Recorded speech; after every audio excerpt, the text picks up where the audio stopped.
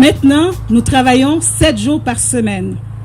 Tous les gens qui travaillent au buffet Accès Emploi, soit les employés permanents, aussi les participants, travaillent du 7 jours par semaine. C'est plus un organisme communautaire régulier, c'est vraiment une entreprise d'économie sociale parce qu'on a beaucoup d'événements.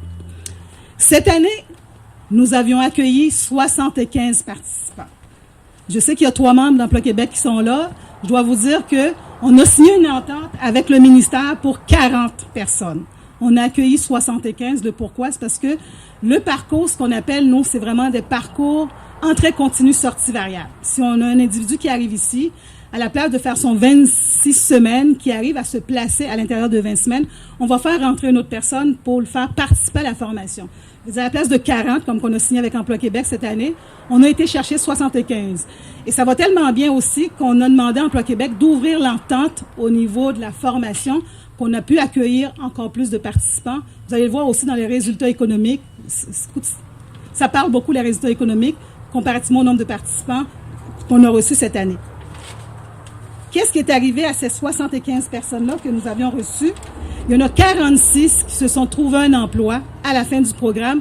Quand on parle de retour en emploi, ça peut être en restauration pour la plupart ou dans d'autres domaines en tant que tels. Mais 46, ça amène quand même un bon pourcentage de 92% des gens qui sont placés à la fin de leur parcours au buffet Accès Emploi. Retour à l'aide ou sans emploi, on a eu 4 personnes. C'est sûr qu'on n'a pas pu sauver tout le monde, mais 4 personnes qui amènent quand même un 8% qui sont sans emploi. Il y en a aussi qui sont en recherche d'emploi, mais d'autres qui sont retournés à l'aide pour différentes raisons. La tranche d'âge de nos participants, encore cette année, on a beaucoup de jeunes qui viennent nous voir, 18 à 25 ans. On a quand même du 37%, mais si on regarde les statistiques, on a quand même un très beau partage. Parce que si on fait l'inverse de 50, qui sont les dernières statistiques, 50 ans et plus, ce qu'on n'avait pas avant, on a quand même du 17%. On a quand même une tranche d'âge assez variée. 33 ans à 40 ans, on a quand même du 19%, mais encore la forte majorité de notre clientèle, ce sont des jeunes. Au niveau du sexe, encore là, nous avions plus de femmes que d'hommes. Il y a des années, justement, qu'on a un peu plus d'hommes, mais d'année en année, on a plus de femmes. On a 65% de la clientèle qui sont des femmes et 35% des hommes. On a 81% qui proviennent de la MRC Montcalm, en grande partie qui sont de Saint-Lin ou de Saint-Calix, aussi de Sainte-Julienne. C'est une première cette année. C'est pas énorme comme statistique, mais on a quand même 1% qui vient de l'Assomption. On essaie quand même d'aller chercher les gens, mais différentes raisons, quelque part. Il y a aussi le système de transport qui n'aide pas, mais on continue quand même à faire des démarches pour aller chercher des gens de l'extérieur, puisque vous saviez, nous sommes un organisme régional et non un organisme uniquement de Montcalm. On a maintenu certains budgets. C'est sûr qu'on en a pour les entreprises qui est différent du fonds FDT qui provient du gouvernement provincial, mais on a aussi le soutien à la collectivité. Alors, je vais vous lire les priorités que la MRC Montcalm a fait pour les appels de projet.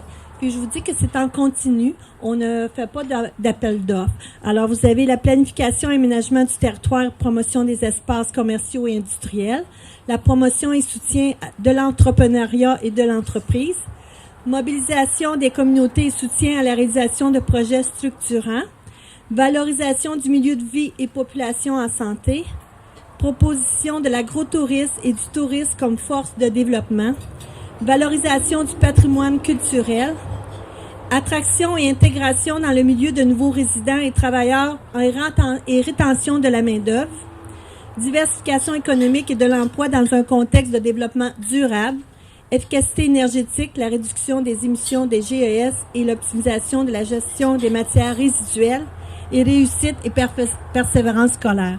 Donc, comme vous pouvez, le mandat est très large, mais il y a aussi un processus. Alors, on a un nouveau directeur général qui est M. Jean-Louis Blanchette avec son adjointe Mme Caroline Roberge. On a maintenu la mesure STA qui est un demi-poste avec Maxime Bergeron. Et bientôt, cette semaine, nous aurons l'embauche d'un agent culturel et touristique. Alors, je vous invite à regarder le site web et à écouter, lire les politiques d'investissement et les formulaires.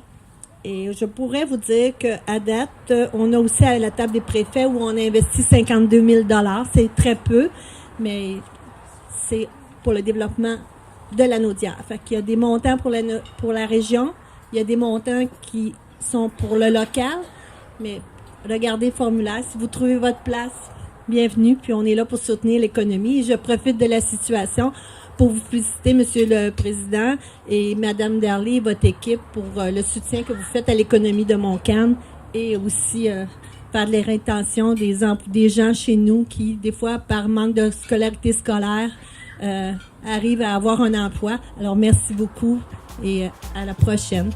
Merci.